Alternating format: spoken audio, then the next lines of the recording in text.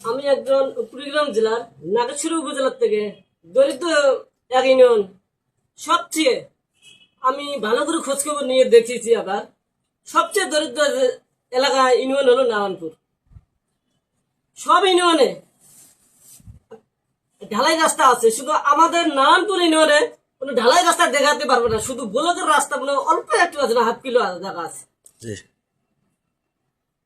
আমি চাই নতুন সরকার কাছ থেকে বাংলাদেশের যত চর ইপ্রিতি আছে, আমি অশিক্ষিত হলে আসলে ভুল হবে স্যার, বাংলাদেশে যত চর আছে সবগুলো আমি রাস্তা দেখতে চাই পাকা।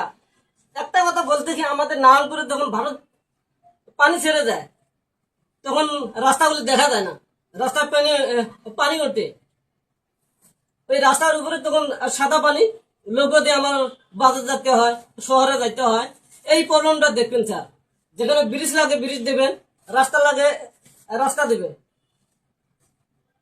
আমরা তখন বাংলাদেশের আমি দেখতে চাই চর বৃদ্ধি, আমি এরকম আমি শহর দেখতে চাই। আমার গ্রাম থেকে আমি যখন ঢাকায় ঢুকবো, শহরের মতন তখন চরগুলো জিট জিট জিট জিট করে। ঠিক আছে, আমার না বলছি না বিয়া দিবে হবে, 22 সালে 2022 সালে আছে হয়তো আমার এখান থেকে আমার ডাকে কুড়িগ্রাম জেলার থেকে, নাগেশ্বরী উপজেলার থেকে ইউএনও স্যার, এসপি স্যার অবশ্যই আমার বাড়ি গেছে। এটা নোট আছে, এটা এটা আমি ভালো করে জানি। এমন সবাই আছে, আবার এমন অভাব গেছে, আমি এই উপজেলার সামনে থেকে আমি ঘুরে গেছি। আপনি যে বলবো আবার এই সমস্যা, আমি সাহস পাইনি উপরে উঠতে, তারে কি বলবো। ওটা তো সমস্যার সমাধান হয়েছিল না।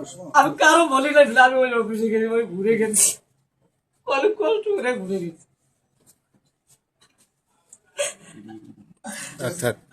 আজকে আমার আল্লাহ পাক আমার গাইডলাইন হিসেবে, আমি কোনো মানুষের গাইডলাইন আমার বুকের ভিতরে নাই, আমার নিজের বুকের গাইডলাইন হিসেবে আমি মানে এটা আল্লাহ পাক আমার বুদ্ধি দিয়েছে মাথা। আর একটা কথা বলতে কি, স্যার অনেক ভালো কথা বলছে। আমি চাই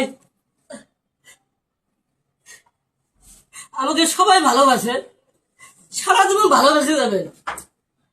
আর আমি ছোটবেলায় আসলে বারবার এই কথা বললে, আমার ছোট ভাই এগুলো আসলে অনেক কষ্ট পায়, তারা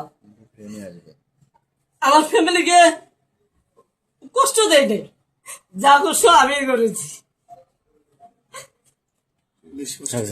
ঠিক আছে, ঠিক আছে চাচা সাহেব, থ্যাংক ইউ।